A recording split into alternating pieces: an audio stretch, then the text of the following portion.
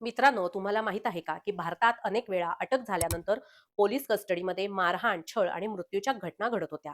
लोकांना भीती वाटायची की पोलिसांनी अटक केली तर काहीही होऊ शकतं. याच अन्यायाविरोधात सुप्रीम कोर्टात एक याचिका दाखल झाली आणि ती केस होती डीके बासू केस 1997. या केसची सुरुवात झाली होती एका गंभीर मुद्द्यापासून.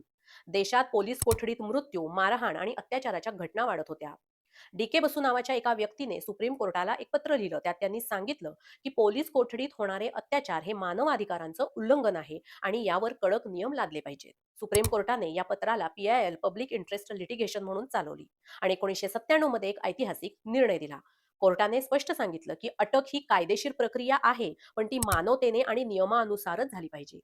यानंतर सुप्रीम कोर्टाने काही महत्त्वाच्या गाईडलाईन्स दिल्या, ज्या आजही लागू केल्या जातात. त्यातला पहिला नियम आहे तो म्हणजे पोलिसांनी अटक करताना स्वतःची ओळख सांगितली पाहिजे आणि नेमकं कोण अटक करतोय हे देखील स्पष्ट असलं पाहिजे. दुसरा नियम, अटक झाल्यानंतर त्या व्यक्तीच्या कुटुंबाला किंवा मित्राला लगेच माहिती देणे बंधनकारक आहे.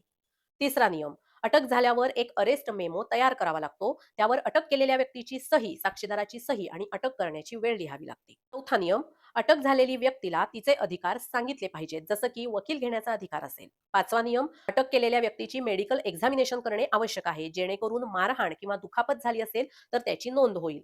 आणि सहावा नियम म्हणजे अटक झालेल्या व्यक्तीला 24 तासांच्या आत मॅजिस्ट्रेट समोर हजर करणे बंधनकारक आहे. 24 तासांपेक्षा जास्त कोठडीत ठेवणं हे बेकायदेशीर आहे. आणि आणखी महत्त्वाचा मुद्दा म्हणजे पोलीस स्टेशनमध्ये अटक केलेल्या व्यक्तीची नोंद ही रजिस्टरमध्ये करावी लागते. या सर्व नियमांचा एकच उद्देश आहे, कस्टडीमध्ये होणारे अत्याचार थांबवणे आणि सामान्य नागरिकांचे अधिकार सुरक्षित ठेवणे. त्यामुळे मित्रांनो, लक्षात ठेवा, जर पोलिसांनी तुम्हाला किंवा कोणालाही अटक केली तर डीके बसू केसमध्ये सांगितलेले हे नियम पाळणे पोलिसांसाठी आजही बंधनकारक आहे. हा निर्णय इतका मोठा ठरला की आज देखील प्रत्येक अटक प्रकरणात या नियमांचा उल्लेख केला जातो. ही केस नागरिकांच्या मूलभूत अधिकारांची एक सुरक्षा कवच बनली.